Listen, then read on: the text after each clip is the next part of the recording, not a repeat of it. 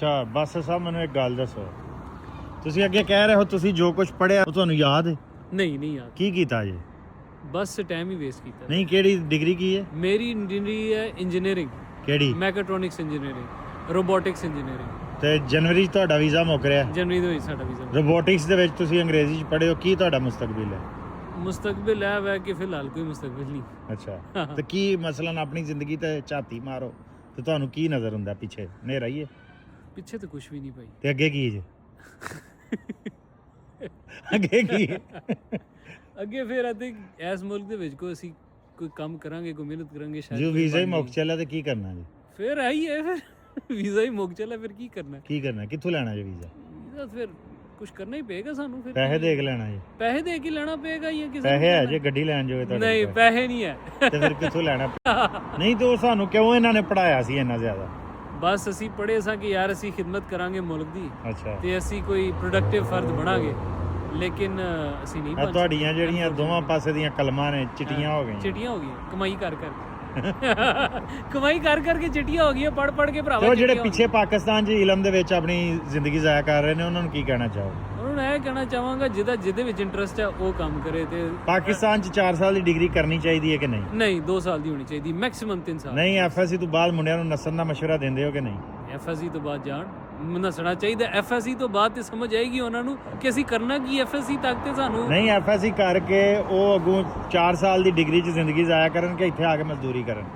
ਦੇਖੋ ਗੱਲ ਹੈ ਵੈ, ਮੈਂ ਤੇ ਇਹ ਕਹਾਂਗਾ ਜੋ ਆ ਸਕਦਾ ਬਾਹਰ ਐਫਐਸਸੀ ਤੋਂ ਬਾਅਦ ਆ ਜਾਵੇ। ਨਹੀਂ ਤੇ ਜਿਹੜੇ ਵਿਚਾਰੇ ਨਹੀਂ ਬਾਹਰ ਆ ਸਕਦੇ ਉਹ ਕੀ ਕਰਨ? ਕਿੱਥੇ ਜਾਣ? ਉਹ ਫਿਰ ਪਾਕਿਸਤਾਨ ਦੇ ਵਿੱਚ ਗੁਜ਼ਾਰਾ ਕਰਨ ਤੇ ਅੱਲਾਹ ਨਾਲ ਦੁਆ ਕਰਨ ਤੇ ਹਲਾਲ ਰੋਜ਼ੀ ਤੋਂ ਕਮਾਉਣ ਦੀ ਜਿਹੜੀ ਕੋਸ਼ਿਸ਼ ਇੰਗਲਿਸ਼ ਕਰਨ। ਤਰੱਕੀ ਵਾਸਤੇ ਜ਼ਰੂਰੀ ਸੀ ਕਰ ਗਏ ਉਹ ਤਰੱਕੀ ਤੁਸੀਂ? ਦੇਖੋ ਨਾ, ਯੂਕੇ ਆ ਗਏ। ਅੱਛਾ, ਪਾਕਿਸਤਾਨ ਤੋਂ ਯੂਕੇ ਆ ਗਏ, ਤਰੱਕੀ ਕਰ ਗਏ। ਤਰੱਕੀ ਹੋ ਗਈ। ਆਲਮੀ ਸਤਹ ਤੇ ਰਾਬਤੇ ਵਾਸਤੇ ਜ਼ਰੂਰੀ ਸੀ, ਕਰ ਰਹੇ ਹੋ ਰਾਬਤਾ? ਦੇਖੋ ਹੁਣ ਇੱਥੇ ਗੋਰਾ ਕੋ ਪੁੱਛਦਾ ਮੈਨੂੰ ਹਾਊ ਆਰ ਯੂ, ਹਾਂ ਤੇ ਮੈਂ ਉਹਨੂੰ ਦੱਸਣਾ ਕੀ ਆਂਦੇ? I am fine. ਦੇਖੋ ਇਹ ਰਾਬਤਾ ਹੈ ਨਾ, ਹੈ ਹੀ ਰਾਬਤਾ ਸੀ, ਹੈ ਹੀ ਚਾਹੀਦਾ ਸੀ ਤਰੱਕੀ ਵਾਸਤੇ। ਨਹੀਂ ਦੇਖੋ ਨਾ, ਇੱਥੇ ਹੁਣ ਅਸੀਂ ਕੌਨਫੀਡੈਂਟਲੀ ਬੋਲ ਸਕਦੇ ਹਾਂ ਅੰਗਰੇਜ਼ੀ। ਅੱਛਾ, ਹਾਂ। ਤੇ ਉਹਦੇ ਨਾਲ ਤੁਹਾਨੂੰ ਵੀਜ਼ਾ ਮਿਲ ਗਿਆ? ਨਹੀਂ, ਵੀਜ਼ਾ ਨਹੀਂ ਮਿਲਿਆ। ਕੀ ਤੁਹਾਨੂੰ ਉਹਨਾਂ ਨੇ ਇੱਥੇ ਸਰਕਾਰੀ ਨੌਕਰ ਰੱਖ ਲਿਆ? ਨਹੀਂ, ਬਿਲਕੁਲ ਨਹੀਂ। ਤੁਹਾਨੂੰ ਇੰਜੀਨੀਅਰਿੰਗ 'ਚ ਰੱਖ ਲਿਆ? ਕੀ ਫਾਇਦਾ ਹੋਇਆ ਆਈ ਐਮ ਫਾਈਨ ਨਾਲ? ਫਾਇਦਾ ਇਹ ਤੁਸੀਂ ਹੈ ਉਹ ਫਾਈਨ? ਫਾਇਦਾ ਇਹ ਹੋਇਆ ਕਿ ਕਮਿਊਨੀਕੇਟ ਕਰ ਲਿਆ ਬੰਦੇ। ਮੈਨੂੰ ਇਹ ਦੱਸ ਤੂੰ ਫਾਈਨ ਹੈ ਵੇ? ਨਹੀਂ ਦੇਖੋ, ਬੰਦਾ ਫਾਈਨ ਤੇਰੀ ਹੋਏ, ਸ਼ਕਲ ਤੋਂ ਲੱਗ ਰਿਹਾ ਤੂੰ ਨਹੀਂ ਫਾਈਨ। ਨਹੀਂ ਮੇਰੀ ਗੱਲ ਸੁਣੋ, ਬੰਦਾ ਫਾਈਨ ਹੋਏ ਜਾਂ ਨਾ ਹੋਏ ਅੱਲਾ ਦਾ ਸ਼ੁਕਰ ਅਦਾ ਕਰਨਾ ਚਾਹੀਦਾ। ਇਹ ਤਾਂ ਪਾਕਿਸਤਾਨ 'ਚ ਵੀ ਸਾਰੇ ਗਰੀਬ ਨੇ। ਤੇ ਅਸੀਂ ਕਿਹੜੇ ਹੈ ਤੇ ਲੈਂਡਲੋਰਡ, ਅਸੀਂ ਵੀ ਤੇ ਗਰੀਬ ਹੀ। ਨਹੀਂ ਤੇ ਉਹ ਐਜੂਕੇਸ਼ਨ ਸਿਸਟਮ ਤੇ ਪਾਬੰਦੀ ਲੱਗਣੀ ਚਾਹੀਦੀ ਹੈ ਕਿ ਨਹੀਂ? ਦੇਖੋ ਐਜੂਕੇਸ਼ਨ ਸਿਸਟਮ ਆਪਣੇ ਜ਼ੁਬਾਨ ਦੇ ਵਿੱਚ ਹੋਣਾ ਚਾਹੀਦਾ ਹੈ, ਇਹ ਤੇ ਗੱਲ ਪੱਕੀ ਹੈ। ਵਜ੍ਹਾ ਕੀ ਹੈ ਆਪਣੀ ਜ਼ੁਬਾਨ? ਉਹ ਜ਼ੁਬਾਨ, ਆਪਣੀ ਜ਼ੁਬਾਨ ਦੇ ਵਿੱਚ ਤੁਹਾਨੂੰ ਈਜ਼ੀਲੀ ਹਰ ਚੀਜ਼ ਨੂੰ ਕਮਿਊਨੀਕੇਟ ਕਰਨਾ ਤੇ ਸਮਝਣਾ ਆਉਣਾ ਤੇ ਚਾਹੀਦਾ। ਜਿਹੜਾ ਆਂਦੇ ਨੇ ਅੰਗਰੇਜ਼ੀ ਜ਼ਰੂਰੀ ਹੈ? ਅੰਗਰੇਜ਼ੀ ਦੇ ਵਿੱਚ ਦੇਖੋ ਨਾ, ਹੁਣ ਤੁਸੀਂ ਪਹਿਲੇ ਆਪਣੀ ਇੱਕ ਜ਼ੁਬਾਨ ਤੋਂ ਡਿਫਰੈਂਟ ਜ਼ੁਬਾਨ ਪੜ੍ਹੋਗੇ, ਉਹਨੂੰ ਲਰਨ ਕਰਨ ਦੀ ਕੋਸ਼ਿਸ਼ ਕਰੋਗੇ, ਉਹਨੂੰ ਸਿੱਖੋਗੇ, ਉਹਦੇ ਵਿੱਚ ਮੀਨਿੰਗਸ ਲੱਭੋਗੇ, ਤੇ ਉਹਦੇ ਵਿੱਚ ਟਾਈਮ ਤੇ એનર્ਜੀ ਤੁਹਾਡੀ ਬਹੁਤ ਜ਼ਿਆਦਾ ਵੇਸਟ ਹੋਏਗੀ। ਤੇ ਉਸ ਤੋਂ ਬਾਅਦ ਤੁਹਾਨੂੰ ਨੌਕਰੀ ਵੀ ਨਹੀਂ ਲੱਭੇਗੀ? ਨਹੀਂ, ਉਸ ਤੋਂ ਬਾਅਦ ਤੇ ਨੌਕਰੀ ਫਿਰ ਕਿਸਮਤ ਨਾਲ ਹੀ ਮਿਲਣੀ। ਚਲੋ ਅੱਲਾ ਕਰੇ ਕਿ ਸਾਡੀਆਂ ਫਜ਼ੂਲ ਗੱਲਾਂ ਕਿਸੇ ਨੂੰ ਸਮਝ ਆ ਜਾਣ। ਨਹੀਂ, ਟਾਈਮ ਲੱਗੇਗਾ।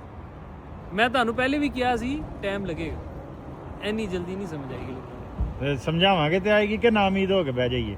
ਨਹੀਂ, ਨਾ ਉਮੀਦੀ ਤਾਂ ਕੁਫਰ ਹੈ, ਲੇਕਿਨ ਗੱਲ ਇਹ ਹੈ ਕਿ ਲੋਕਾਂ ਨੂੰ ਸਮਝ ਆ ਜਾਏ ਤੇ ਚੰਗੀ ਗੱਲ ਤੈਨੂੰ ਹੈ। ਸਮਝ ਆ ਗਈ ਹੈ ਕਿ ਅੰਗਰੇਜ਼ੀ ਮਸਲਾ ਹੈ? ਹਾਂ। ਪਹਿਲਾਂ ਨਹੀਂ ਸੀ ਸਮਝ? ਨਹੀਂ, ਪਹਿਲਾਂ ਨਹੀਂ ਸੀ ਸਮਝ। ਮੇਰੇ ਕਹਿਣ ਤੇ ਆਈ ਆ? ਹਾਂ, ਚਲੋ ਸ਼ੁਕਰ ਹੈ ਇੱਕ ਬੰਦੇ ਨੂੰ ਆ ਇੱਕ ਗਈ। ਬੰਦੇ ਨੂੰ ਆ ਗਈ। ਹਾਂ, ਬਾਕੀਆਂ ਨੂੰ ਇਨਸ਼ਾਅੱਲਾ ਆਈ ਜਾਏਗੀ, ਟੈਨਸ਼ਨ ਨਹੀਂ ਲੈਣੀ। ਠੀਕ। ਹਾਂ।